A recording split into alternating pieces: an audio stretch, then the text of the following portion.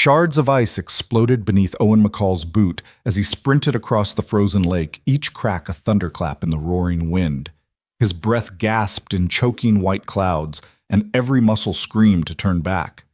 But then he saw them, two tiny faces pressed against the ice's underside, eyes wide with terror. Without a second thought, Owen hurled himself forward, fists hammering the brittle surface until it shattered in a spray of frost. Water surged around his legs, stealing his breath as he plunged into the darkness. Fingers clawed at the ice, panic flared hotter than the storm's fury. And then he felt their small, numb hands in his grasp. If that moment sent your heart racing, drop a comment below telling us where you're watching from, and hit subscribe to follow every twist of this incredible true story.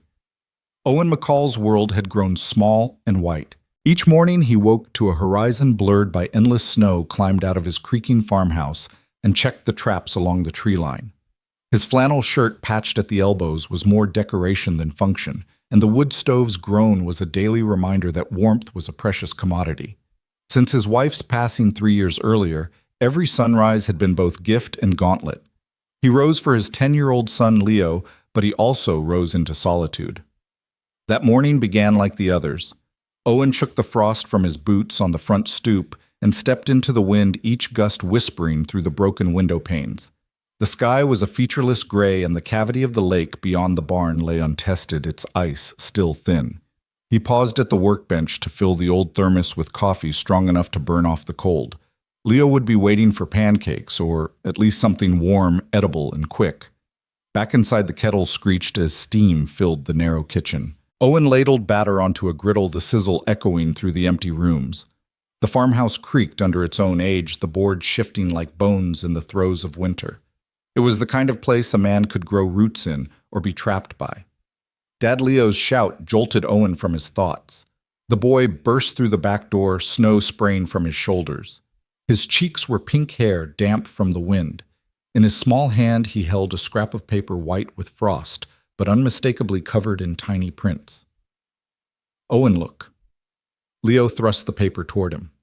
2 sets of footprints, the shape of little boots, led straight to the lake, and then stopped. Owen's heart lurched. He set the pancake spatula.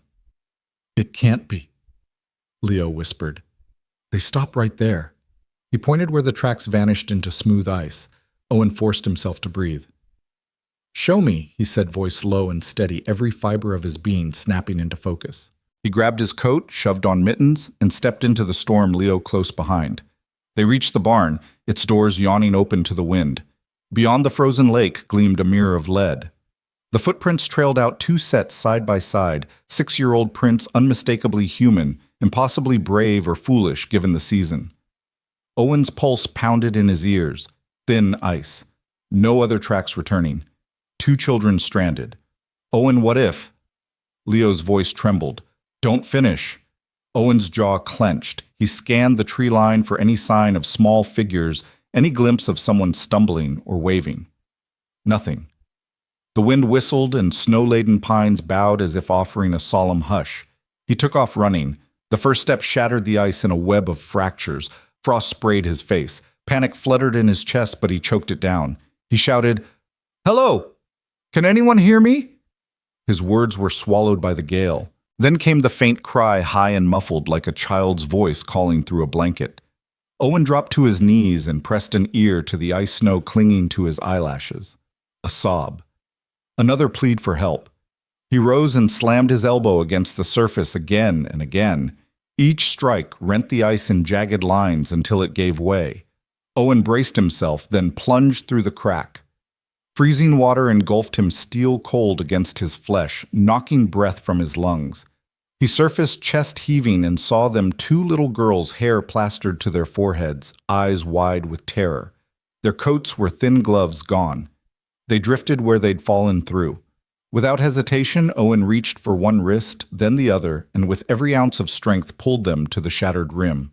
Behind him, Leo hammered on the barn walls, frantic. "Dad! I called for help!" he shouted, voice cracking. Owen raised his head and screamed, "2 girls! Lake need help!" Leo bolted for the emergency radio, his small form swallowed by the white. Owen dragged the twins onto solid ice and crawled back to shore muscles, trembling. He sat in the snow, cradling them, shivering until help arrived in the form of paramedics, their siren a distant lullaby. The children were alive, miraculous amid that frozen wasteland. Later in the hospital's emergency room, Owen wrapped them in blankets. Frostbite had taken its toll, but no brain injuries. Leo sat beside him, clutching his father's hand.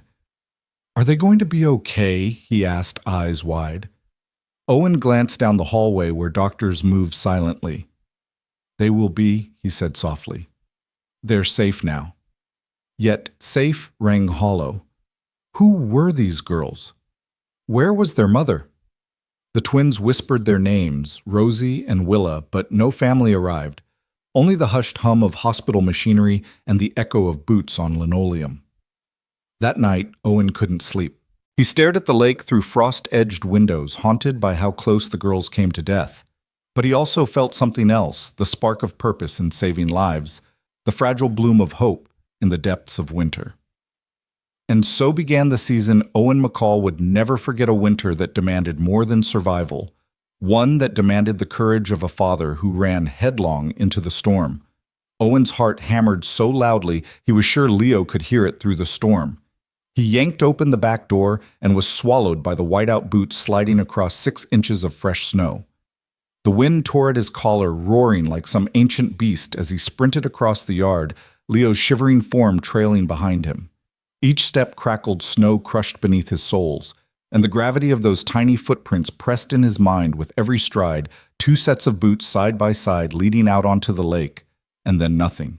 He reached the barn and wrenched the door open, slamming back the icy gust that threatened to drag him inside out. Beneath the low rafters, Leo's flashlight beam trembled across empty stalls. Owen grabbed the boy's hand without thinking, yanking him outside. Leo lurched forward, startled, but let himself be hauled toward the lake's edge, anticipation and dread warring in his wide eyes. The pond lay just past the barn, a vast expanse of glassy ice that glittered dimly under the storm-gray sky. Snow still fell in thick, silent sheets, smoothing over every rough edge of the frozen surface. Around the perimeter, the pine trees hunched beneath their heavy burden branches, bowed in silent vigilance. Owen paused, breath catching in his throat as he scanned the ice. Then, like the hand of fate etched in white, he saw them 2 sets of child-sized footprints disappearing into the center of the lake, with nothing to mark a way back. Leo's voice trembled. "Dad, they stop here." He pointed, arm quivering like a leaf in the wind.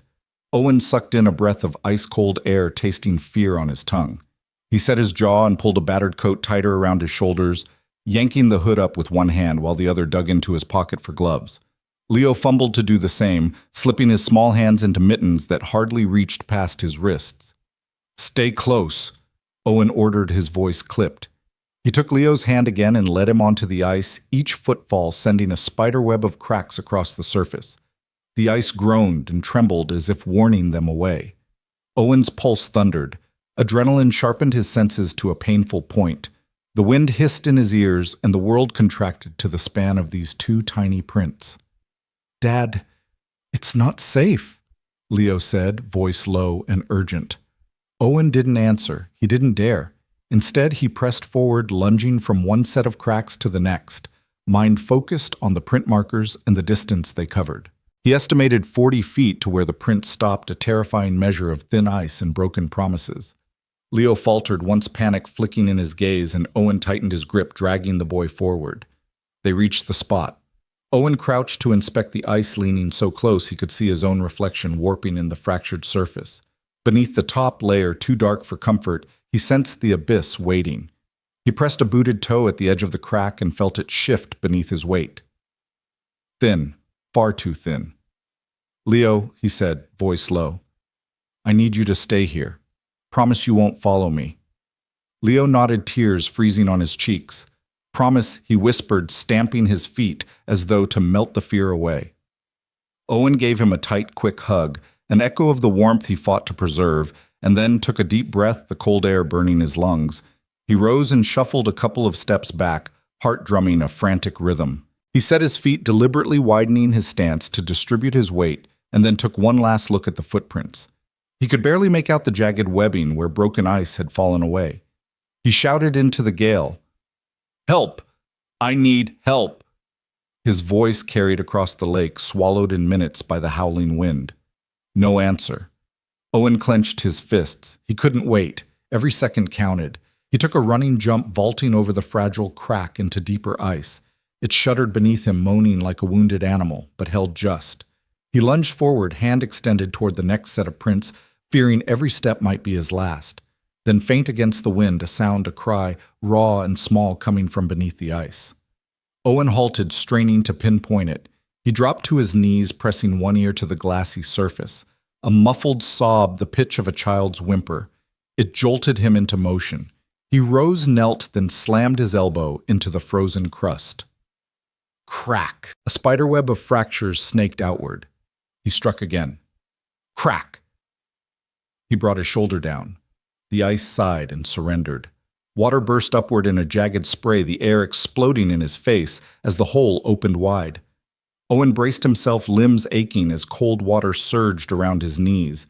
He reached down, heart thudding so fiercely it threatened to blow clear through his chest. Beneath the surface, he saw them, two small figures pressed against the underside of the ice jackets, puffed like life rafts, eyes wide in terror.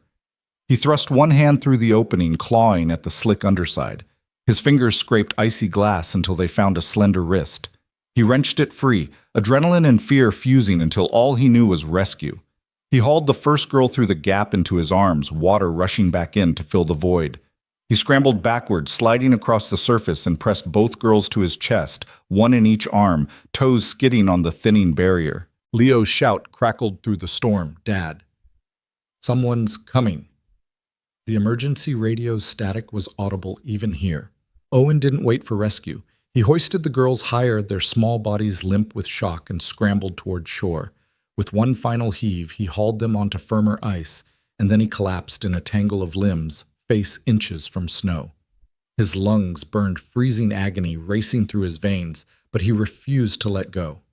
When paramedics arrived, lights flashing through the curtain of snow, Owen lay over the twins like a guardian.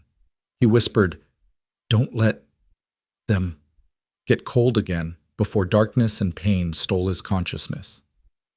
Hours later, in the harsh glare of the emergency room, Owen pressed blankets around the shivering girls and sipped hot coffee. Leo sat beside him, face pale but bright with relief. "They're okay, Dad?" he asked, voice small. Owen watched the doors to the treatment rooms swing open. The twins. Rosie and Willa clutched each other's hands. Coat's two thin cheeks streaked with frostbite, but alive. "They're going to be okay," Owen said softly, voice thick with emotion. The paramedic nodded, eyes grave. "Miracle, sir." Owen didn't believe in miracles. He believed in grit, in throwing yourself into the fight, no matter the cost. But staring at those little faces, he felt something shift in his chest, a seed of hope that maybe kindness could grow even in winter's cruelest hours. As he stepped outside into the fading storm, the twins wrapped in blankets and Leo by his side, Owen realized that those two sets of footprints had become the most important markers of his life. They led him into the blizzard, into the ice, and into a rescue that no one saw coming. And as he trudged back to the farmhouse, the wind at his back and the radio's promise of help still crackling, he knew that this winter demanded more than survival. It demanded a reckoning with courage, and Owen McCall was ready. Owen knelt at the edge of the cracked snow, rasping beneath his gloves, and pressed his ear once more to the ice. The muffled sob was unmistakable now, a small, desperate sound that no father could ignore. He drew in a ragged breath, the cold biting his lungs, and shot a glance back toward Leo, standing half-hidden behind the barn door, pale face pressed to the frame. There was no time for thought, only action. Owen placed one elbow on the brittle surface and slammed it down, metal shattering through ice like a gunshot. The glass-hard sheet bowed, then cracked in a web of fractures. He withdrew his arm and struck again twice as hard. Crack. The fractures spread. Again. Crack. A final blow split the ice and the surface ruptured with a roar that seemed to shake the world. Frost-streaked slabs fell away, opening a dark, yawning hole in the snow-white expanse.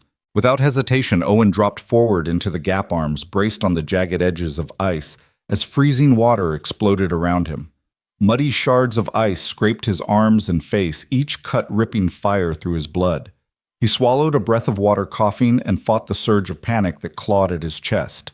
Cold clung like shackles clamping his muscles, but adrenaline flared to life, hot and insistent. He kicked downward, letting his legs slide past the broken rim until his torso was submerged.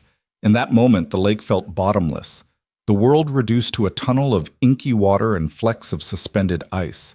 Owen's vision blurred and he struggled to keep his bearings, but he forced himself to remain calm. Clear thought was his lifeline. He remembered the whisper of sobs. He craned his neck upward, using ripples of broken ice as a guide. There, through the fractured surface, he saw them, two little faces pressed against the chilled underside hair floating in the water. Their eyes were impossibly wide pupils matching his own terror. One tiny mouth gaped bubbles, breaking free with each tremor of fear. Owen reached out with his right hand, fingers splayed, and felt the cling of frost-slick plastic. His glove caught on the tip of a mitten. He tore it free and pressed on. He closed around a small wrist, fingers numb but firm, and lifted, pulling the first child toward the hole. A glob of water surged in, and he felt her weight shift in his arm, light but heavy with shock. The twin's small body floated free, and for a moment Owen held her under the surface as he sought her sister. The other sobs rose, a muffled duet in the swirling cold. He twisted his body, sending a shower of ice crystals through the air, and found the second wrist. Again, he gripped, lifting and sliding both children upward until their chins broke the surface, gasping breaths whipping across their faces. Owen kicked his legs, each thrust a battle against the weakening ice. Inch by inch, he inched toward the rim. His gloves and coat offered no warmth. Shivers racked his core. He channeled every ounce of will into each movement. Finally, numb fingers found purchase on the jagged edge. He hauled the first girl upward, haunches burning with effort. He clambered onto the broken shelf of ice and reached over the broken crust to haul the second child free. Snow and ice tumbled across the hole, and Owen rolled backward onto the snowbank, pressing the twins against his chest. His coat and gloves were soaked. His breath came in frosty embers. He held them tight, arms trembling, keys of his heart pounding so loud he feared they would burst free. Behind him, Leo burst across the ice, slipping, but Owen caught sight of the boy's tear-streaked face. "Dad!" Leo cried, stumbling into the broken ice field.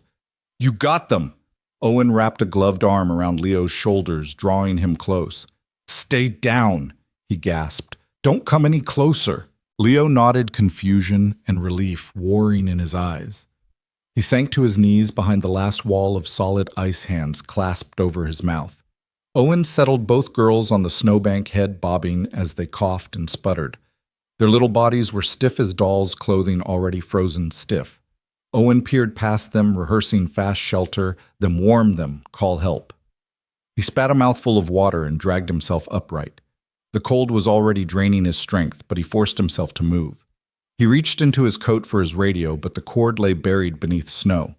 With free hand, he tore open his gloves and fumbled for the emergency transmitter. Static at first, then Leo's voice crackling through from the barn. "I called them, Dad."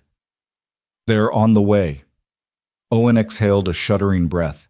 He scooped the girls into his arms, tucking their heads against his chest. He left the hole in the ice unsealed, trusting that no one else would venture this far. He turned and staggered back across the fractured surface, each step precarious. The twins clung to him, their tiny bodies trembling, but both were alive. As he reached firmer ground, the sky lightened with the first pale rays of dawn. Through the storm's haze, he spotted flashing lights, red and white, blinking like lifesavers on a dark sea. Paramedics charged across the snow, carrying blankets and medical kits. Owen knelt and gently laid the girls on a tarp spread on the snow, wrapping them in thermal blankets. He knelt beside them, hands cupping their tiny faces, whispering, "It's okay. You're safe now." The paramedic directed an assistant to lift Rosie onto a gurney and another to Willa. Owen stood back, sodden and drained, as they checked vitals and applied warming packs. Leo approached, gloved hands tucked into his coat. He dropped to a squat beside his father, eyes wide. "They're going to be okay?" Leo asked. Owen wrapped an arm around him. "Yes," he said, voice rough. "They're going to be okay." The twins' mothers, first responders, and neighbors began to converge where the barn met the lake. The world, once frozen and silent, throbbed with life, and motion, voices calling, boots crunching the drone of a warming engine. Owen stayed where he was, soaked to the bone, watching the swirl of bustle with a strange detachment. Rescue teams moved with efficiency. People asked questions and offered blankets. Radios squawked in urgent undertones. One of the paramedics approached Owen gently, placing a hand on his shoulder. "Sir, you need to get warmed up too." She offered him a Mylar blanket. He accepted with a curt nod, lowering his head to let her drape it around him. The metal clung like an ember in his hands. Leo reached up and touched his father's face. "You saved them," he whispered, voice thick. Owen met his son's gaze, eyes brimming with raw emotion. He squeezed Leo's shoulder. "We saved them," he said, looking down at the girls still asleep in thermal blankets. "We're the ones who saved them." And in that moment, the frozen lake behind them, with its silent footprints and deadly promise, became the backdrop for a father's leap, an act of instinct so pure that every crack in the ice seemed to echo with its courage. Dawn broke brighter, then, not with the triumph of sun over storm, but with a deeper warmth. The light of compassion poured into a winter's night, shattering fear, as surely as Owen's elbow shattered ice. The world would remember this day not for its danger, but for the leap of a man who risked his life for two little girls he barely knew, and found in doing so that kindness could thaw even the coldest heart. Owen's world narrowed to a tunnel of icy water and panic. His lungs burned with each desperate intake of air, yet he forced himself deeper, driven by the sobs that echoed through the frozen darkness. Fingers numb and slick with ice, he groped along the underside of the shattered ice. Every stroke of his arm was a fight against the cold that sought to paralyze him. Yet he strode on, heart pounding like a war drum in the void. Then he felt it, the brush of nylon against the curve of his palm. A tiny wrist frail as a sparrow's wing. He latched on without hesitation, baring teeth against the ache in his bones. The first girl's face appeared through the murky water eyes, wide and glassy hair, floating like dark reeds. Owen clamped his other hand around her torso, squeezing gently to anchor her against the current. She was limp eyes, unblinking, shock, freezing her small body more surely than the lake's ice above. Owen hauled her upward, kicking in a frenzy until the tunnel of water spat him out through the opening. He slammed both hands against the brittle edge and hoisted her body onto the shattered ice. Her head lolled back, lashes heavy with frost. He dropped to one knee, scooped her into his arms, and pressed her to his chest, murmuring words of comfort he barely felt. "You're safe now. You're safe." A howl of wind answered him, whipping snow across the gash in the ice. Owen didn't pause. He turned back to the hole and plunged in again. Water crashed over his shoulders, frozen shards biting into his skin. He went under, swallowing water and panic, groping until he found the second girl. Her blue coat was twisted. Her gloves were gone. Owen gripped her beneath the shoulders and kicked for purchase, forcing his way through the suffocating cold. He surfaced with a gasp, water streaming from his face, and dragged the second child out. Her eyes met his with the purest terror he'd ever seen. She trembled so violently that her teeth chattered in a staccato shuffle. Owen laid her beside her sister, gently scooping her into the same set of arms. Both girls were now bundled against his chest, caught between unconsciousness and the shock of survival. Owen's world oscillated between two poles, the icy abyss he'd just left, and the bitter wind swirling above. He tried to stand, legs quivering beneath him, but gravity and exhaustion conspired to keep him prone.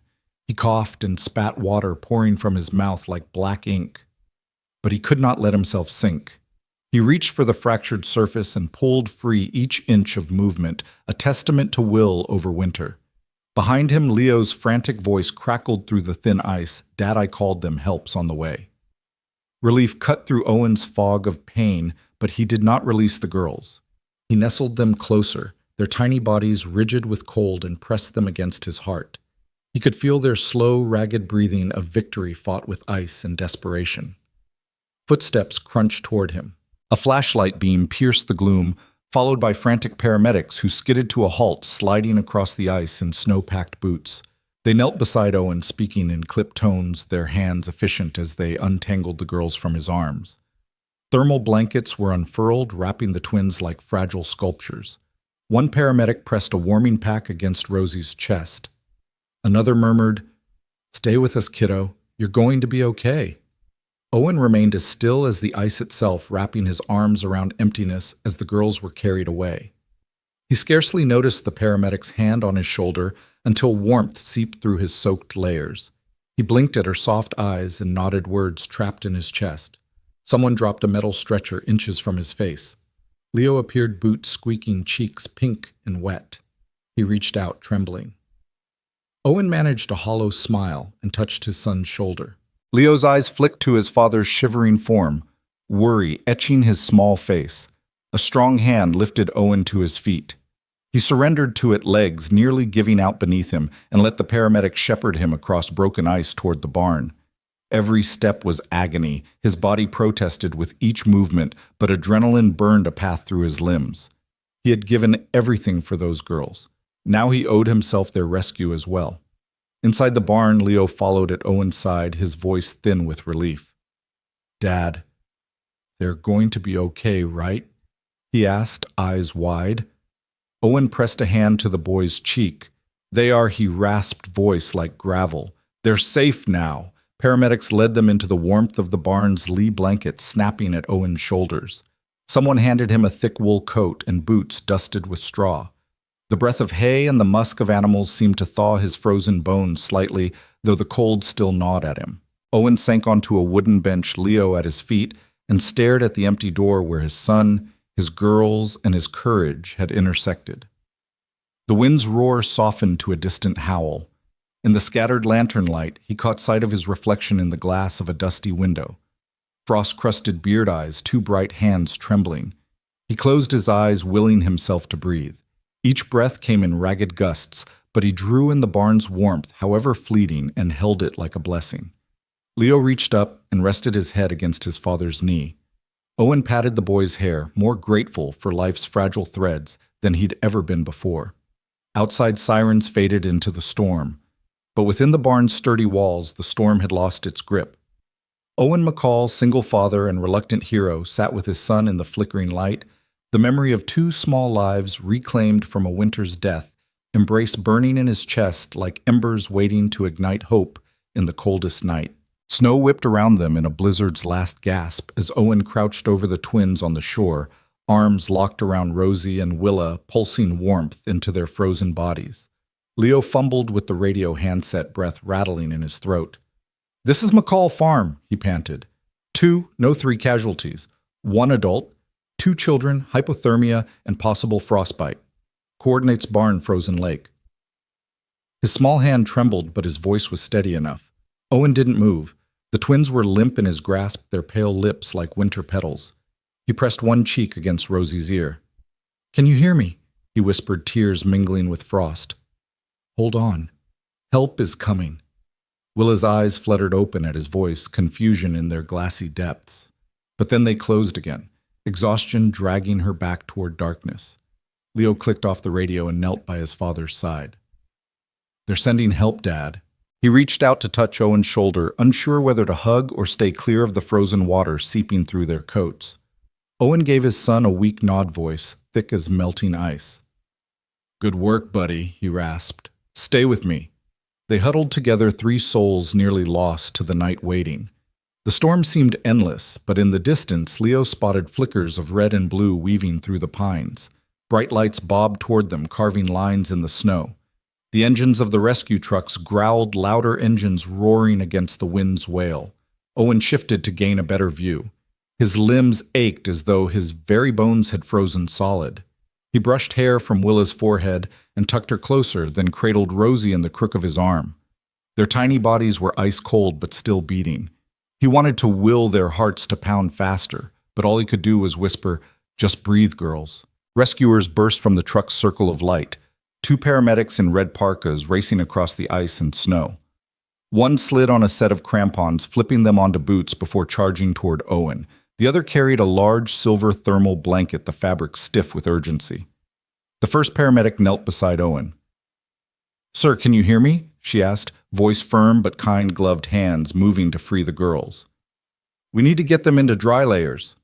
Owen's teeth chattered, but he nodded, eyes burning with relief and exhaustion. They're here," he gasped, voice raw. "They're here." They eased each child into the waiting blanket, tucking them like fragile dolls.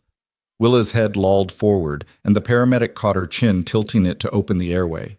Rosie's small fists fluttered against the foil's rough edges, as if testing the barrier between cold and heat. Behind them, Leo perched on the barn steps, inhaling the sight of people who knew what to do. He watched the paramedics assess each girl, checking pulse-breathing skin tone. Nearby, a volunteer handed out hot packs and wrapped Owen in another thermal blanket, the silver glinting against his sodden coat. One paramedic snapped on a pulse oximeter to Rosie's finger, then Willa's. Numbers blinked on small screens. "Pulse strong, but we need to warm them slowly," she said. She adjusted an oxygen mask for each. Owen watched fists clenching and unclenching as relief and guilt warred within him. Guilt that he'd almost cost their lives, relief that they might yet survive. "Sir, we need to move them to the truck," the other medic said softly, offering an arm to Owen. He shook his head. "I'm going too," he said firmly. "I can't just—" His voice cracked and Leo rose to help, fitting his arm through Owen's. They carried Rosie first, then Willa toward the warmth of the rescue truck. Each step was a struggle for Owen. His legs quivered as if made of wet wood, but Leo's presence steadied him. When his turn came, he let the paramedic guide him inside the vehicle's rear cab, the doors sealing with a gentle hiss. Inside, heat blasted from vents, bringing tears to his eyes. Layers of blankets cover the twins' monitors and IV lines snaking across their small bodies. The paramedic offered Owen a seat beside Rosie. He sank down, reaching out to rest a hand on her silent pulse monitor. The soft beeps reassured him life persisted even here. Leo stood by the door. "Dad?" he asked, voice smaller now that frantic waiting had given way to cautious hope. Owen managed a tired smile. "Hang on, buddy," he whispered. "We'll get through this." The paramedics worked swiftly, checking vitals, warming blankets, administering IV fluids warm to body temperature. Owen felt warmth seep into his own frozen limbs as the heater fought the cold. A rescue coordinate crackled over the radio ambulance en route. Outside the truck cab, the rescuer turned to Leo. "Come on, son. Let's get you warmed up too." He led Leo to another vehicle, offering cocoa and dry clothes. Leo hesitated, clutching the edge of the truck door. Owen eyed his son's pale face and said, "Go. I'm okay. Help is here." Leo nodded, relief flooding his expression, and left with the rescuer. Owen watched the boy's retreating form, heart aching with gratitude and fear. He turned back to the twins. Rosie stirred, lifting her head slightly. Her eyelids flickered, then fluttered. She looked at him with eyes bright and alive. He smiled through tears. "Hey there," he whispered. "Welcome back." Willa opened her eyes, next blinking confusion in her gaze melting into recognition. She managed a small whimper and reached out a hand.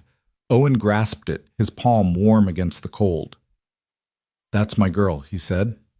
Moments later, the ambulance arrived. Paramedics transferred the twins onto stretchers and secured Owen in the passenger seat, Leo climbing in behind him, clutching a warm blanket. The engine roared to life, tires crunching over ice and snow as they barreled toward the hospital. Inside the moving vehicle, heat coursed through Owen's veins. He sat between his son and the twins, eyes on Rosie and Willa wrapped in blankets, heads pillowed gently. Leo reached over to hold his father's hand. "They're going to be okay," he repeated, more confident now. Owen squeezed Leo's hand. "Yes," he said, voice steady. "They are." His gaze shifted to the twins. "Thanks to you, buddy." Leo beamed, pride lighting his face. Outside the window, pines blurred by speed and falling snow, and Owen realized that tonight the frozen lake had tested him, and he had answered. The two girls at his side were safe, their lives reclaimed from darkness. And in that heated cab, surrounded by flashing lights and the hum of emergency equipment, Owen McCall felt a new warmth kindling in his chest, the knowledge that courage once kindled could thaw even the coldest winter night. The fluorescent lights of the emergency ward were harsh and unyielding, a stark contrast to the swirling snow and gloom Owen and Leo had just escaped. Owen sat on a hard plastic chair in the hallway, Leo curled on his lap under a borrowed blanket. The twin stretchers had already rattled by, disappearing behind double doors marked pediatric intensive care, swallowed quickly into a world of beeping monitors and hushed voices. Leo pressed his damp cheek to his father's chest. "Are they okay now?" he whispered, voice small. Owen stroked his son's hair, heart pounding from the storm of the lake to the quiet tension of the hospital. "They're in good hands," he said, though even he couldn't fully believe it.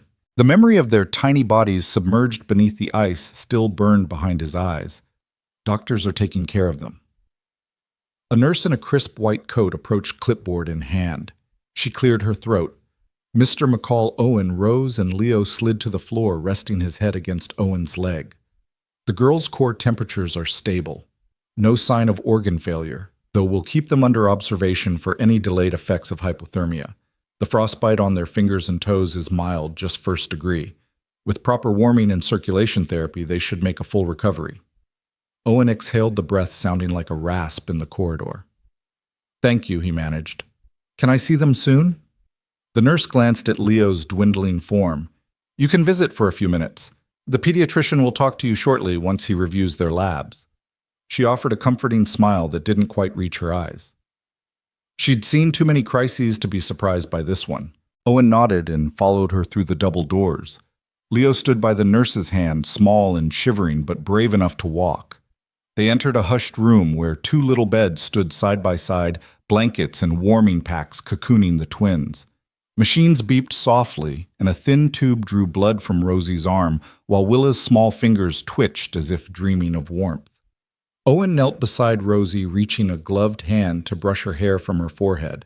Her eyelids fluttered, and the nurse murmured, "She's waking up." Rosie's eyes opened, dark and unfocused. She stared at Owen and Leo, confusion clouding her gaze. "Daddy," she whispered. Owen closed his eyes to keep the tears back. "Hey, sweet girl," he said, voice catching. "It's okay. You're safe now." He glanced at Leo, whose face was a mixture of relief and concern. Willa stirred next, blinking rapidly at the light. She saw her sister and then Owen and squeezed her eyes shut. "Mommy's crying," she sobbed, voice muffled in the hospital's hush. "Mommy's crying in the trees." Owen's heart lurched. "Mommy's crying in the trees." He echoed gently, blinking back fear. He exchanged a glance with the nurse, whose face had gone pale. "Excuse me," the nurse whispered to Owen, scooping up the clipboard. She conferred quickly with the pediatrician, a tall man in scrubs who approached with thoughtful eyes. "Mr. McCall," he said softly, voice respectful. "We'll keep the girls sedated for warmth tonight. They'll rest easier under a mild sedative. Tomorrow morning we can speak with them more clearly. For now, do you have any information about their family?" Owen swallowed. "No," he said quietly. They only whispered about their mother crying in the trees." His voice cracked. "I have no idea who they belong to." The doctor's jaw tightened. "Has anyone reported them missing?" Owen shook his head. His mind raced back through the hours, Leo discovering footprints, Owen smashing the ice, the paramedics' arrival. No call for missing children. No frantic parents. Just two tiny lives iced in solitude until he'd stumbled across them. The doctor's expression softened. "We'll contact Child Protective Services and the Sheriff's Department immediately. In the meantime, you can stay with them until the social workers arrive." He glanced at Leo. "Would you like to join your father here?" Leo hesitated, then nodded and scampered onto Owen's lap. Owen wrapped his arms around his son, drawing him close.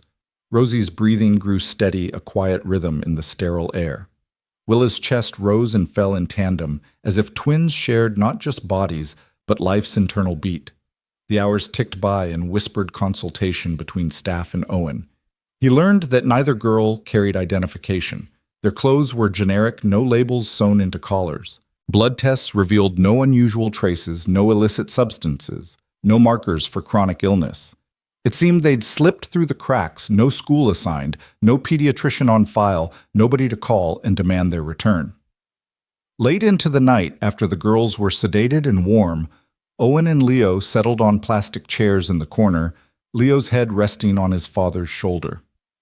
Owen's gaze drifted to the window, towering pines bowed under a fresh layer of snow, silent sentries in the night. He thought of Willa's whispered words, "Mommy's crying in the trees." The image stabbed at him. Someone somewhere crying so hard she abandoned her children on the ice. Leo stirred, blinking up at him. Dad, do you think they miss her? Owen swallowed the lump in his throat. I'm sure they do, he said softly. They're only 6. Losing your mommy even for a little while must be terrifying. He wrapped an arm around Leo, drawing him close. But they'll be okay. They'll have me and you until we figure out everything. Leo nodded, snuggling in. We'll keep them safe, right? Dad? Owen pressed a kiss to his son's hair. Right, he said firmly. We'll keep them safe. In the early hours, the social worker arrived, a kind woman with soft eyes and a gentle manner. She summoned Owen into the hall for questioning. Owen sat the social worker's questions clinical but compassionate. Do you have room in your home? Can you provide a stable environment? Will you cooperate with a full investigation?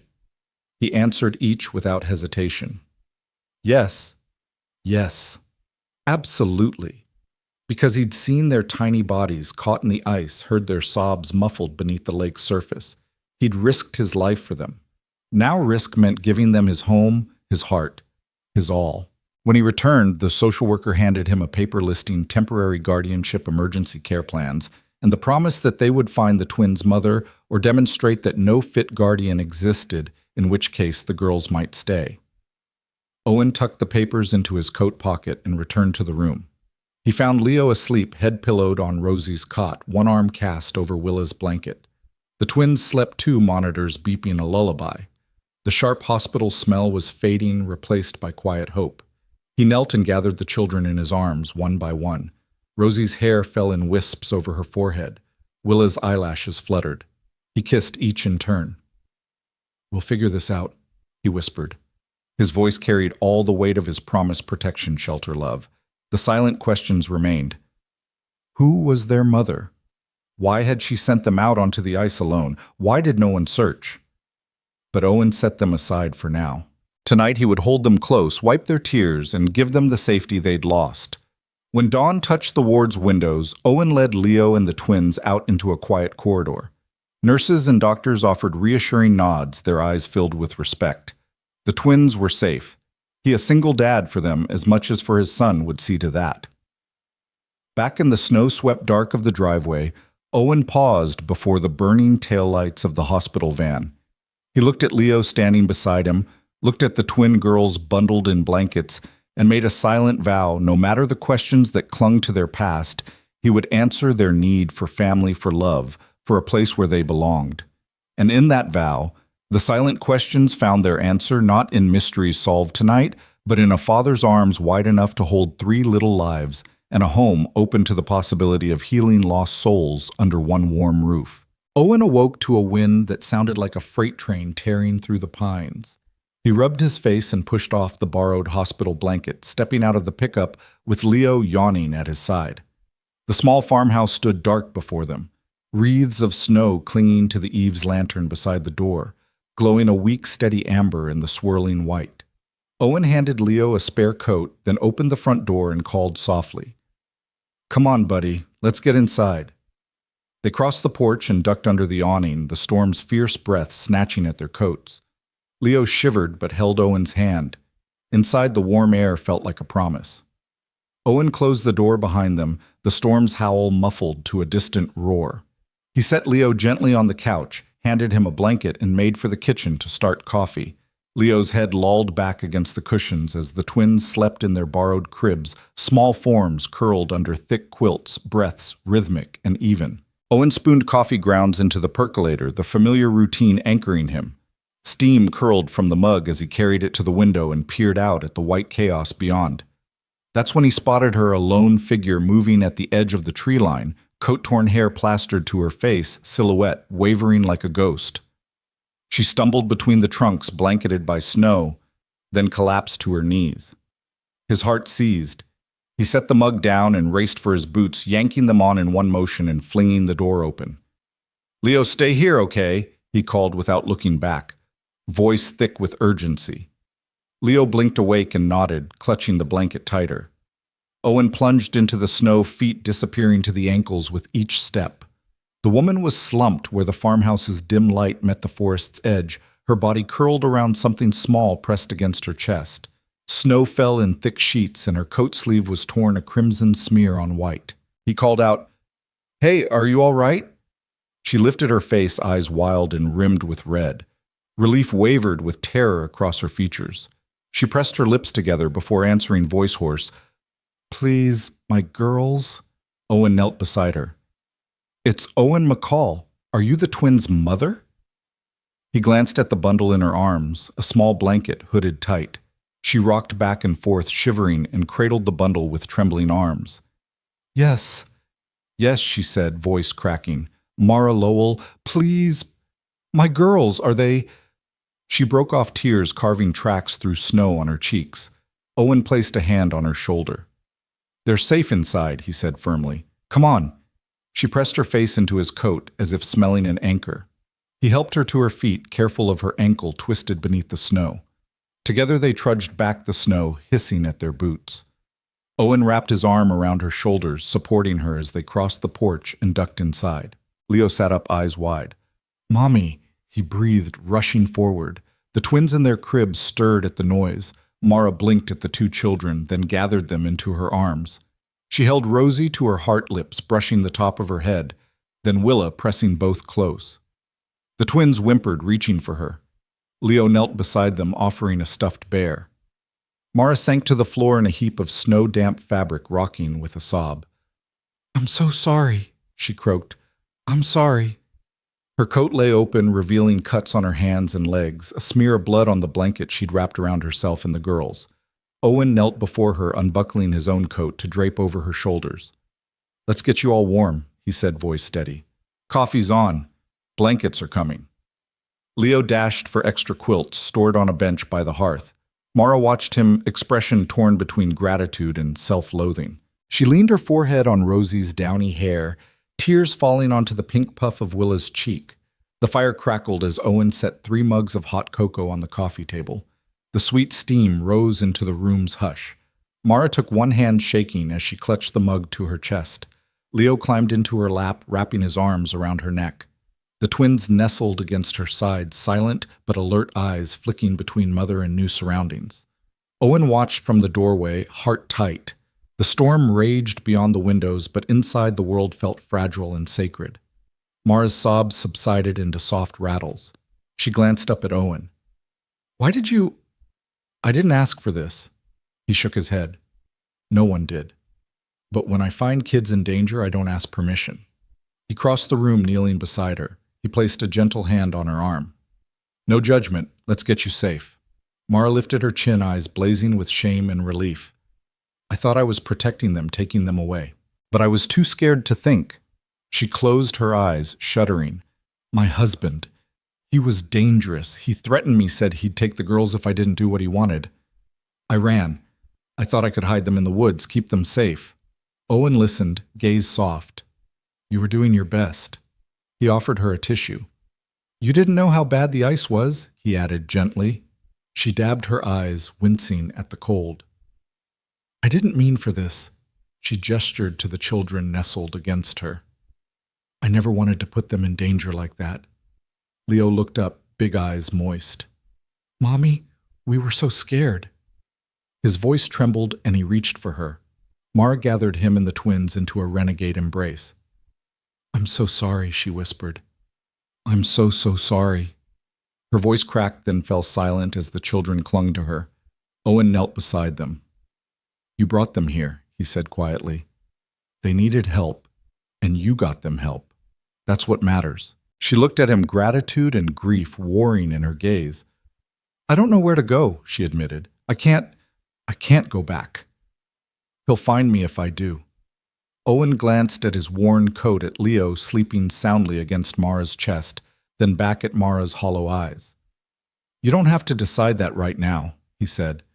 "You've got a roof, a warm bed, food, and people who care. We'll figure out the rest." Mara nodded, leaning heavily against him. "Thank you," she whispered. "Thank you for not judging me." He gave her shoulder a gentle squeeze. "Family's complicated," he said. "Sometimes you have to do things you regret to protect those you love." He stood and moved to the hearth, coaxing flames higher with a poker. The fire's glow spilled across the room, casting golden light on worn pillows and a mismatched sofa. As the storm pounded the walls, Mara tucked the twins deeper into their quilt and sipped cocoa Leo curled in her lap. Owen brought in an extra blanket and draped it over them, then slid onto the couch beside Mara, careful not to crowd. He picked up a thrown slipper from Leo's foot and put it by the heater to dry, then settled back. Silence settled over the farmhouse, not empty but weighty with the night's revelations. Mara gazed at the fire eyes unfocused. Leo yawned and rubbed his eyes, warmed by the cocoa. Rosie and Willa's small snores soon joined the fire's crackle.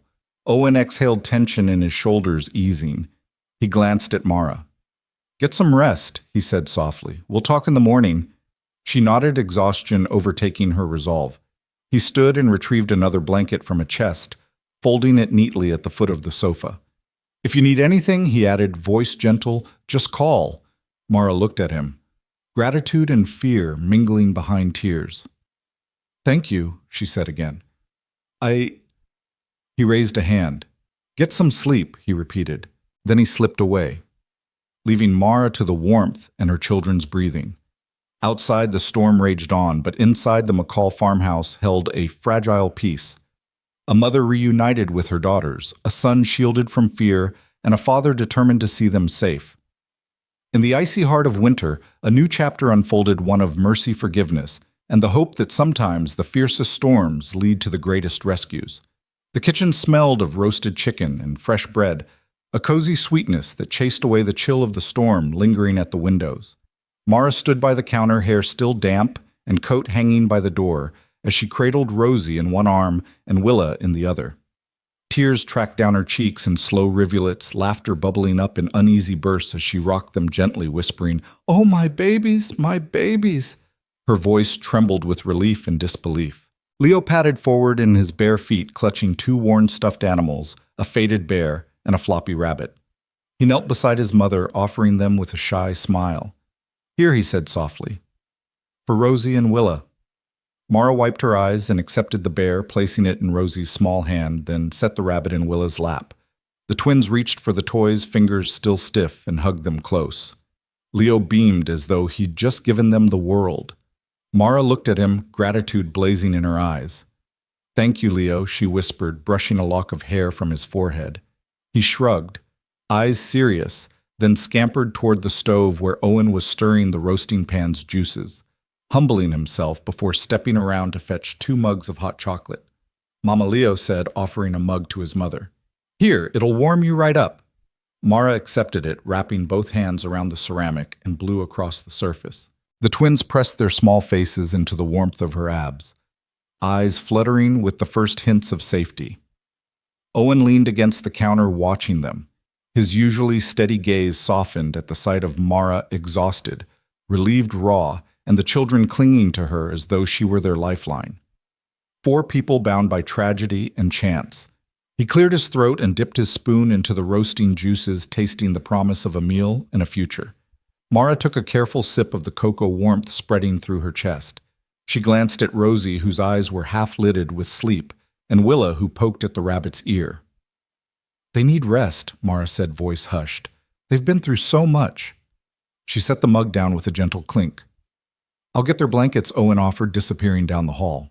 Within moments, he returned with 2 thick quilts, folding them around the twins one by one. Rosie's small frame melted into the warmth. Willa's soft sigh echoed relief. Mara stood and adjusted the quilt, smoothing the folds as though she could stitch reality back together with her hands. She looked at Owen, attempting a smile that trembled at the edges. "Thank you," she said, voice catching, "for everything." Owen nodded, expression unreadable but kind. "I couldn't just leave them out there." He paused, then gestured at his son. Leo helped too. He kept his head and called for rescue. Mara knelt and touched Leo's shoulder. "You were so brave," she murmured. He blushed and ducked his head, then peeked up at her with a smile. "I just did what you do for me," he said. Mara's breath caught. "You're a good boy, Leo McCall." She ruffled his hair, then rose and stood before the stove where a pan of gravy bubbled. "Let's get some dinner on the table." She moved with cautious strength, hands busy, mind busy, heart, weaving a fragile safety net around these children. In the dining nook, Owen placed a platter of golden chicken roasted potatoes and steaming green beans. The wooden table was sturdy and scarred rings of past meals etched into its surface. Leo helped Mara guide the twins to the table, Rosie and the high chair Willa in the booster. Leo slid into his own seat, and Owen sat beside him, always protective, always watchful. Mara ladled gravy onto the plates before dishing out chicken. The twins' hands reached for small forks, uncertain at first, then more confidently as hunger overtook them. Leo offered each twin a potato, guiding Rosie's fork, and cutting small bites for Willa. "Here you go," he said. The twins tasted the food, eyes widening in surprise at warmth and flavor. Mara watched them eat, expression a mix of joy and sorrow. "They've never had a warm meal before," she whispered to Owen. "Only cold slices and day-old pastries." Her voice shook, but she swallowed the lump in her throat. Owen shook his head gently. "Not anymore." He reached across and placed a hand on her arm. "They're ours tonight." Mara met his gaze, tears pricking again. I don't even know how to be a mother," she admitted. "I was so terrified She trailed off, shuddering. Leo looked between them, worry flickering in his eyes. "Mommy," he said softly, "you're doing great." His innocence cut through Mara's guilt like a blade forged in love. She blinked and pressed her lips together to hold back fresh tears. Rosie looked at Mara with solemn eyes, then whispered, "Mommy." Her small voice echoed around them. Mara leaned close, suspending the world with a single look. "I'm here, sweetie," she said, voice steady. Willa clutched the rabbit tighter and nodded, eyes shimmering with trust. The room settled into a hush, punctuated by the soft clink of silverware and the children's murmured night sounds of eating. Owen glanced at Leo, who was diligently feeding himself, expression solemn, as though bearing the weight of brotherly responsibility. Owen's chest tightened with pride. As they finished the meal, Mara rose and led the twins from the table. Leo helped by scooping mashed potatoes into his own mouth with exaggerated gusto, a small smile playing at his lips. Owen nodded his approval. In the living room, Mara tucked the twins into the same spot on the couch where Leo had napped days before. Blankets piled around them, stuffed animals arranged by their heads. She sat between them, smoothing their hair with gentle fingers, murmuring lullabies in soft, broken tones. Rosie yawned and nuzzled against her mother's jacket. Willa's eyes grew heavy as she clutched the rabbit to her chest. Leo settled onto a nearby armchair, clutching the bear, watching the scene with wide eyes. Finally, Mara looked up at him and nodded. He placed the bear on a side table and blew a kiss toward the twins. "Night-night," he whispered. Mara tucked the last blanket around them and rose, moving toward Owen. She reached out and took his hand, warm and strong. "Thank you," she said again, voice each word, a strand in the fragile tapestry they were weaving. Owen offered a small, weary smile. "They're part of our family now," he said quietly. "We'll figure it out." Mara nodded, eyes shining. Together. She glanced down the hallway where Leo waited, silhouette small in the lamplight. "We have to stay together." She leaned into Owen's side, resting her head against his shoulder. He wrapped an arm around her, pulling her close. He could feel her trembling, not from cold, but from the enormity of love and fear and redemption that unfolded here. In that humble farmhouse, 4 hearts, once broken, began beating in unison, bound by courage, compassion, and the promise of second chances. Outside, the storm loosened its grip, the wind's howl fading to a whisper. Inside, laughter and quiet tears mingled, weaving a new story. One where a single dad's bravery, a boy's dependable kindness, and a mother's fragile hope coalesced into a family forged in winter's most perilous hour. And in the glow of the hearth, they found something deeper than survival, the simple, profound miracle of belonging. Snow still clung to the eaves and the pines beyond the farmhouse when Owen heard the first rumble, deep, mechanical, impossible, in a place where the wind usually reigned supreme. He glanced out the kitchen window just in time to see a convoy of 10 black SUVs carving tire tracks through the fresh snow, inching down his driveway like a dark parade. Their polished hoods gleamed in the weak winter sun-tinted windows, hiding faces he knew nothing about. Mara stood beside him, drying dishes at the sink. Rosie and Willa crept after her, clinging to the skirts of her mother's wool coat like two little shadows. Leo perched on the counter legs, swinging eyes wide. Owen put a firm hand on Mara's arm. "They're from the Lowell family office," he murmured, voice flat as ice. "They want you back in the city." Mara swallowed, palms turning white around the dish towel. I'm not going anywhere with them," she said, voice trembling. "Not after what they did." Owen nodded. "We keep them safe here." He stepped outside before Mara could protest, Leo trailing behind him. The SUVs ground to a halt in synchronized precision engines idling like beasts in a barn. Doors popped open and heavy-coated men stepped onto the snow breath pluming in the cold air.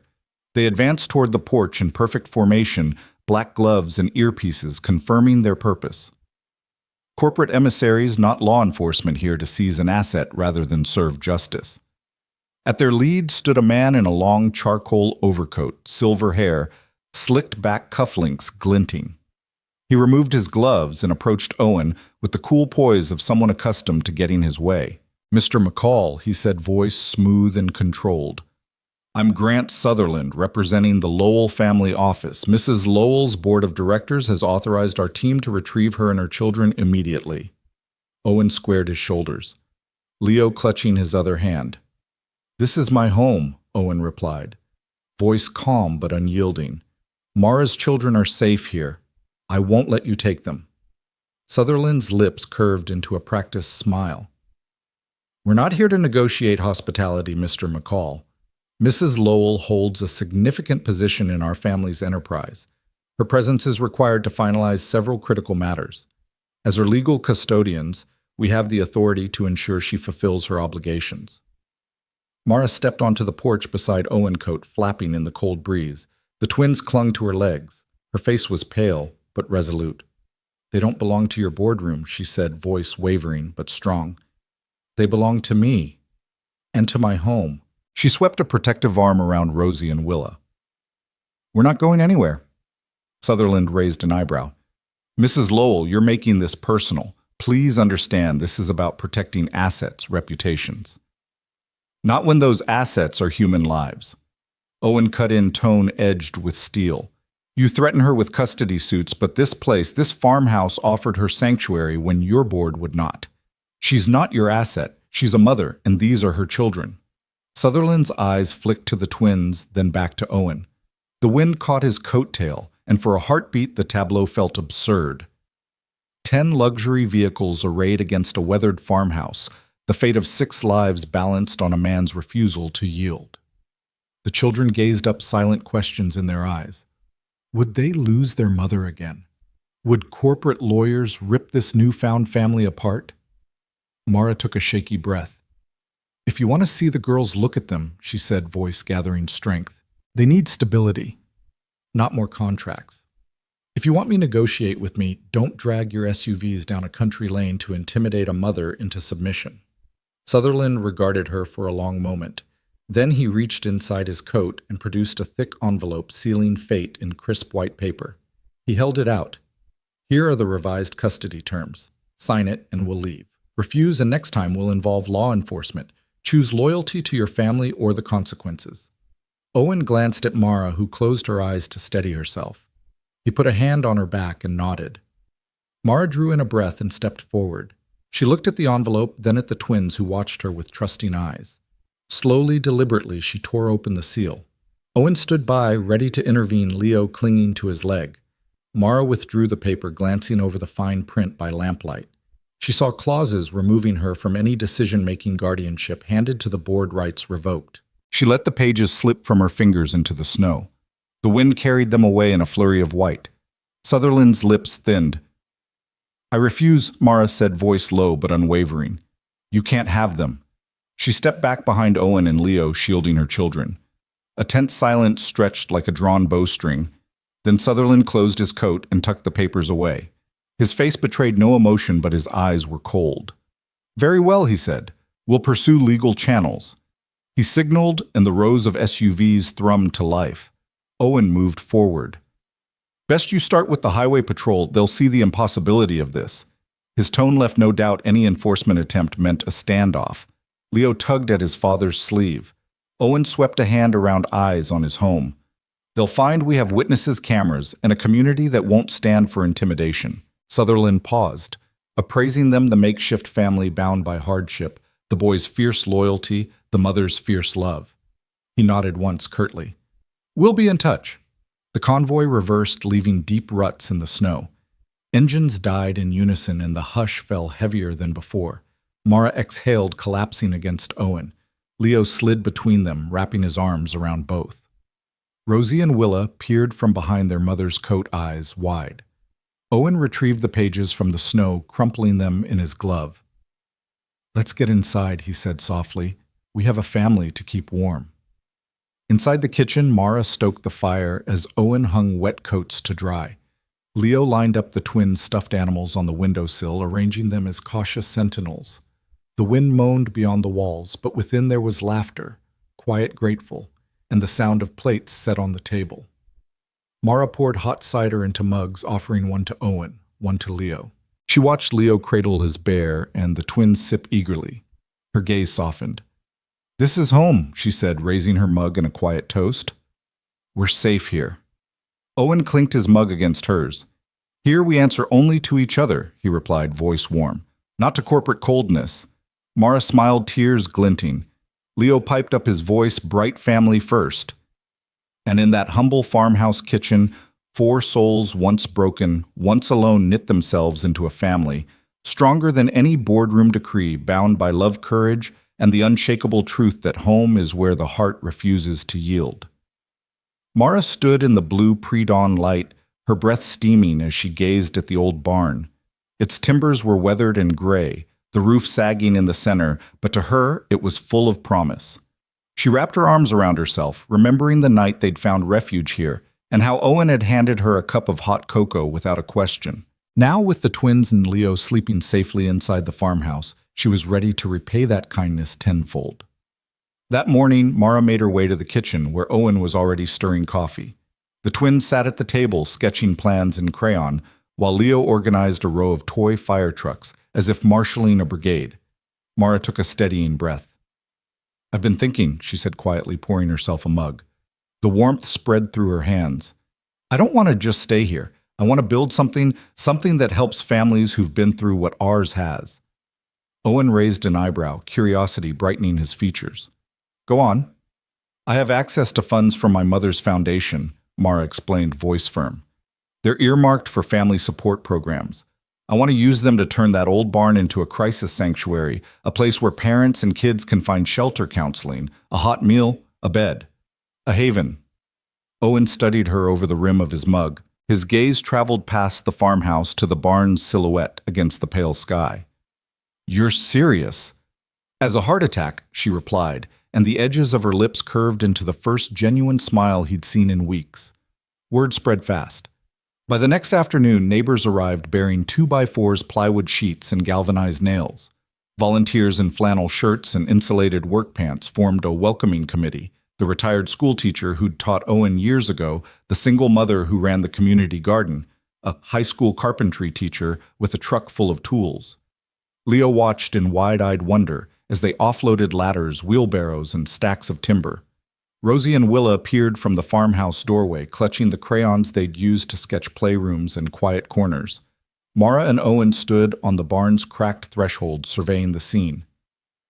We'll need a structural plan, Owen said, rubbing his chin. Roof beams, foundation checks. I've arranged for an architect, Mara interrupted, pulling a set of blueprints from her coat pocket. The plans were annotated in her neat script intake office, counseling rooms, children's corner, family kitchen. She handed them to Owen, whose rough hands delicately smoothed the drawings. I want a place that feels safe, not institutional. Warm wood, natural light, spaces for art and play. Owen nodded. Vision expanding beyond the battered barn. We can add skylights on the south side. It'll flood the center with daylight and raise the floor joists to keep moisture out. Together they called out instructions. Volunteers measured walls and marked studs. Children ran between stacks of lumber, exclaiming over how the old barn was becoming a giant fort. Dan, the retired schoolteacher, hammered notice boards on the exterior wall for community announcements and job postings. The high school carpentry class arrived next, led by Ms. logistes. Perez their tools clinking in a practiced chorus as they cut beams for the interior framing. Over the following days, the barn shed its decay. The roof was stripped down to rafters and rebuilt with sturdy beams. Volunteers handed Mara cups of steaming coffee and sandwiches wrapped in foil. Leo perched on a ladder's lowest rung, surveying the progress with pride, while Rosie and Willa painted colorful flowers on a salvaged plank, destined to become a welcome sign. Inside, Mara surveyed the newly insulated walls. She ran a hand over the wood finger tracing pencil marks that would become doors and windows. "I want a big communal room," she said to Owen, her eyes shining. "A place where families can gather, share meals, and feel less alone." Owen grinned. "You got it. We'll build a long table right down the center." As the frame took shape, Mara met with the local counselor who planned to offer free sessions once the space was enclosed. The community garden group pledged to supply fresh produce for the kitchen. The school agreed to hold after-school art classes in the children's corner. Every promise felt woven into the barn's very bones, each handshake a plank in the foundation of this new haven. One evening, after the workers had gone home, and the barn lay silent under the pink glow of sunset, Mara and Owen stood side by side.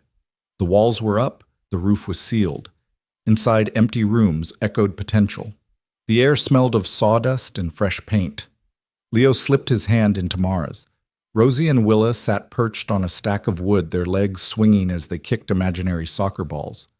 Mara closed her eyes, letting the moment fill her. "Look what we've done," she whispered. "Real people came to help. They believe in this place." Owen put an arm around her shoulders. "They believe in you," he said softly. "And now I do too." Leo tugged on her skirt. "Mom, can we paint the walls tomorrow?" She bent to his level, brushing a kiss on his forehead. "Yes," she said. "Tomorrow we'll make it bright for children." The next morning, the barn crackled with life once again. Volunteers arrived with buckets of paint in cheerful yellows, calming blues, and healing greens.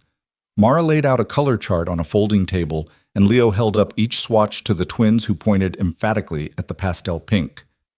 "Pink for happiness," Willa declared. Mara laughed. "Pink it is." She handed a brush to Rosie, whose small strokes edged along the trim. Volunteers joined in transforming the interior into a kaleidoscope of welcoming hues. Inside the soon-to-be counseling rooms, designs of sun rays and flowers took shape. Outside, the children's wooden playhouse was stained a bright teal that glowed against the snow. By afternoon, the barn gleamed from corner to corner. The long communal table sat in the middle, flanked by rows of chairs donated by the church. A makeshift kitchenette sprung up in one corner, complete with counter space and a donated stove. In another corner, a cushioned reading nook beckoned with beanbags and shelves of books the local library had gifted. As Mara and Owen watched the day's last light filtered through a translucent skylight bathing the room in soft gold. Sweat and paint smudged their cheeks, but their smiles shone. Volunteers stood in clusters admiring their work, swapping stories about who would use the space first: a battered single mother, a family escaping domestic violence, a teenager seeking a quiet study spot. Mara turned to Owen. "I can't believe this is real," she said, voice thick with emotion. He nodded. "It is, and it's just the beginning." He lifted his hand and drew a long sweep across the painted wall as though marking their accomplishment. "Welcome to the Haven." Outside, snowflakes drifted gently as if blessing the new sanctuary. Inside, 4 hearts, Mara's, Owen's, Leo's, and the twins, beat in unison, echoing the barn's transformation. From frostbitten hardship, they had built a place of healing, a haven born of inheritance and hope, sweat, and solidarity. And in that humble barn, a new family and many more would find refuge and the courage to begin again. The fire crackled in the hearth, casting dancing shadows across the rough-hewn walls of the barn-turned sanctuary.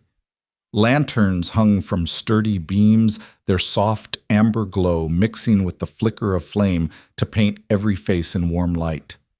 Outside, the snow lay heavy and silent, covering the world in white. But inside, laughter and whispered gratitude filled the air. Mara knelt at the hearth's edge, pulling from her pack a pair of leather work gloves, their palms worn smooth with use.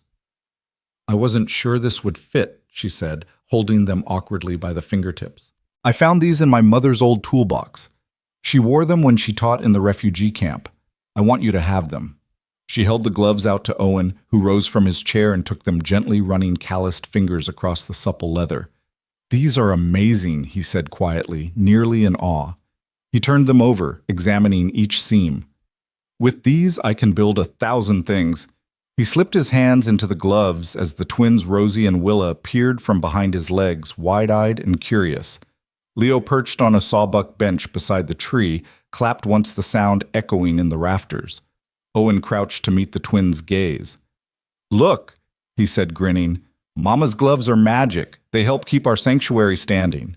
Willa giggled and reached for the glove on his right hand, squeezing it like she might a teddy bear. Rosie, still clutching her rabbit, sniffled, as though moved by the moment. Behind them, Leo unwrapped his gift with deliberate care. He offered Owen a small brass harmonica, its surface etched with faint initials JM.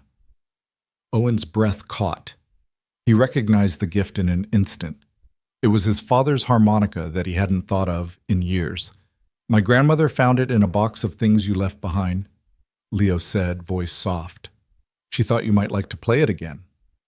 Owen lifted the harmonica, brushing soot from its surface. This was Dad's," he whispered, turning it in his hands as though seeing a lost friend.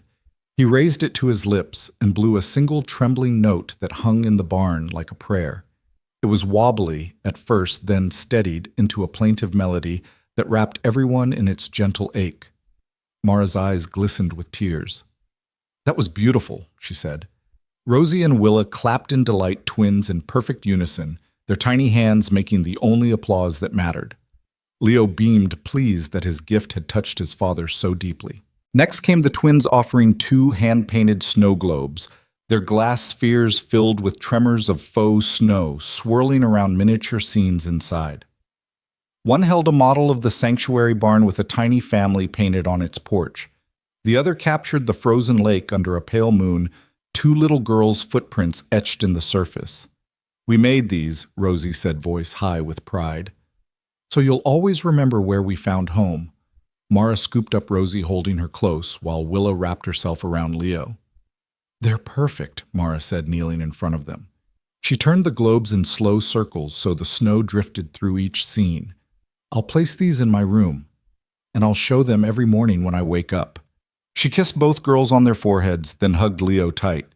Owen watched, chest swelling with a quiet joy that felt more precious than any grand gesture.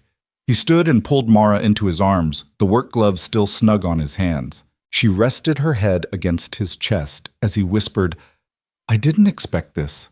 Family. But I can't imagine it any other way." Mara lifted her head and met his gaze. "Neither can I." She wiped a tear from his cheek, trailing it with her finger. "If we had 10 SUVs now, it wouldn't mean a thing." She tilted her head toward the barn's entrance where the soft snow continued to fall. "None of that matters."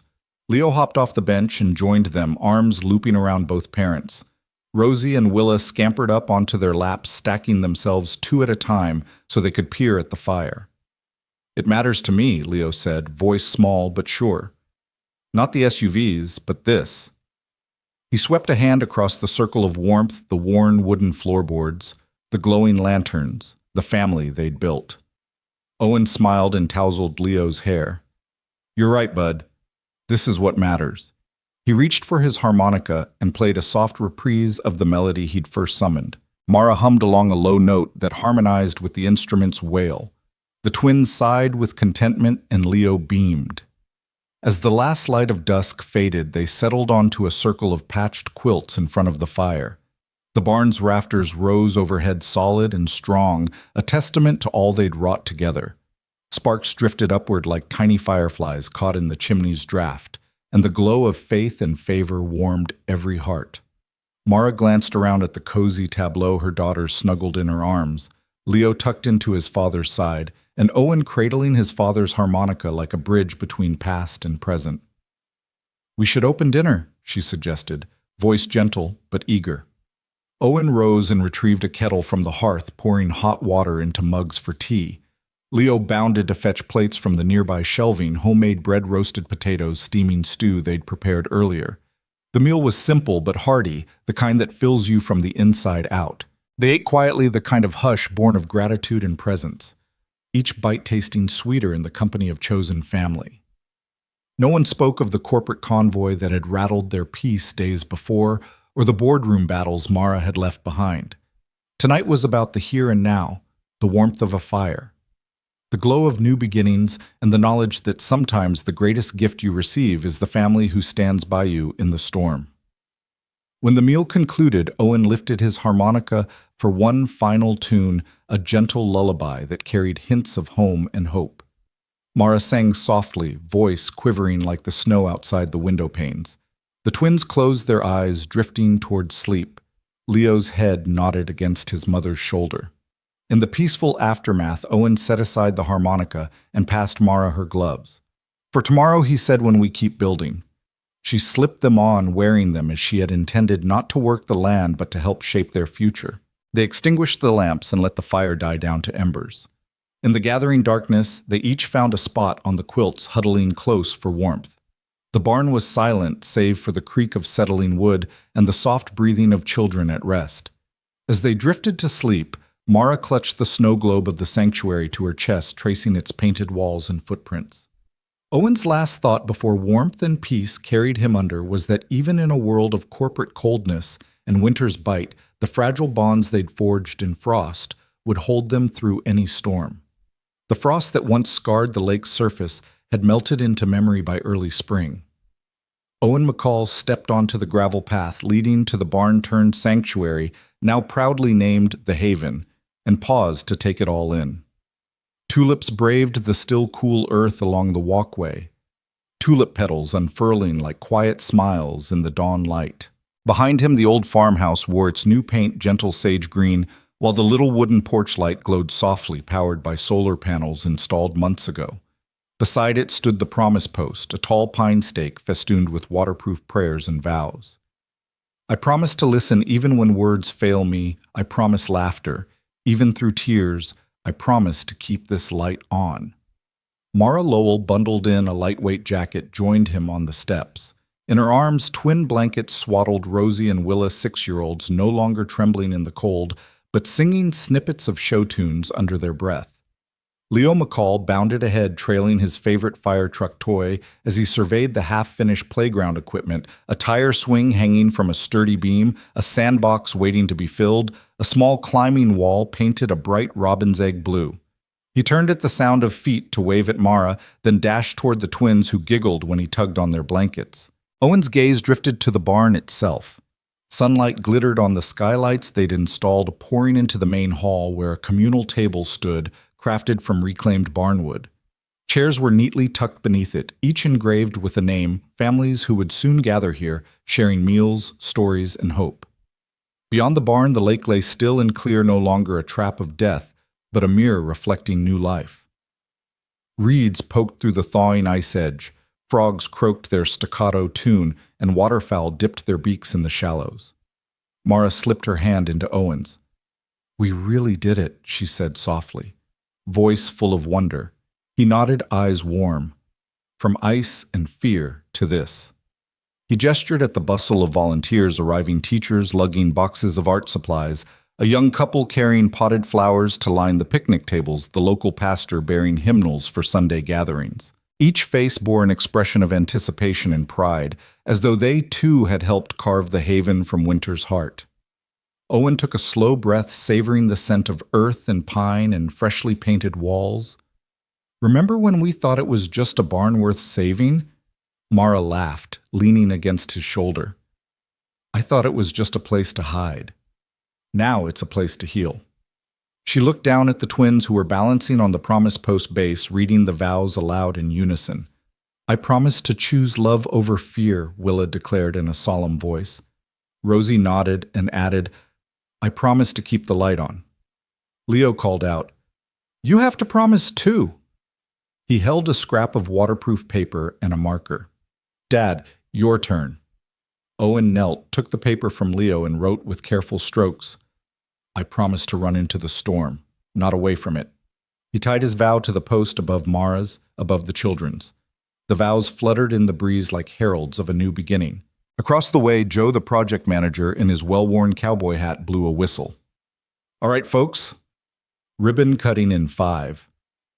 Volunteers lined up, clapping, smiling, eager for the ceremony. Mara straightened Leo's jacket and smoothed back her hair. She glanced at Owen. Ready? He squeezed her hand. Ready. They walked together to the barn's main doors. The gathering crowd fell silent, anticipation humming in the crisp air. Leo stood at their side, twins perched on Mara's hips, toes dangling. A bright ribbon stretched across the threshold, tied to 2 stakes embedded in the thawed earth. The pastor stepped forward, offering a quiet blessing that spoke of renewal, community, and the power of kindness. Then Mara and Owen each took a pair of scissors and together snipped the ribbon. It fluttered free, tumbling to the ground like a promise fulfilled. Cheers rang out. Mara caught Owen's eye, and they shared a smile so full of gratitude it could have warmed every soul present. Leo leapt forward to dash inside, crying, "Race you to the sandbox!" Rosie and Willa hopped down to follow, laughter trailing behind them like a banner of hope. Inside the barn, sunlight shone through the skylights onto the round table. Mara and Owen moved to the center arms around each other. "Welcome home," Owen said, his voice carrying both pride and humility. Families streamed through the doors, a mother with a young son clutching a broken toy, a pair of sisters who had found refuge at a shelter and now sought a quiet place to rebuild. Each swipe of the door held a story of hardship, a heart in need of shelter, and each arrival was met with a smile, a handshake, and a place at the table. Neighbors guided guests to warm mugs of cider and the long row of name tags etched in Wood McAllister Tron Garcia, Muhammad.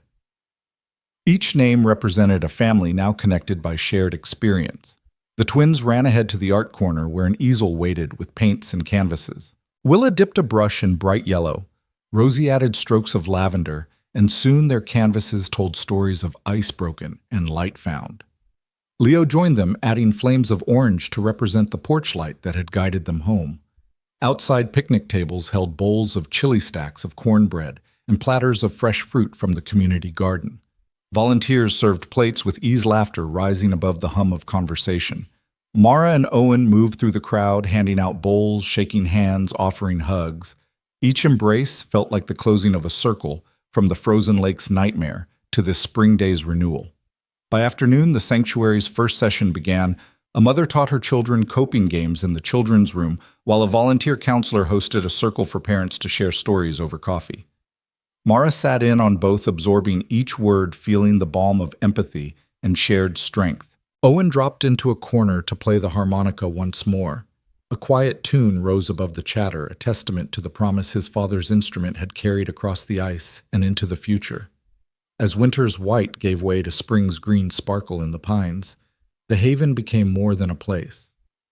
It became a heartbeat that quickened for every child who felt safe, every parent who felt heard, every volunteer who found a purpose in kindness.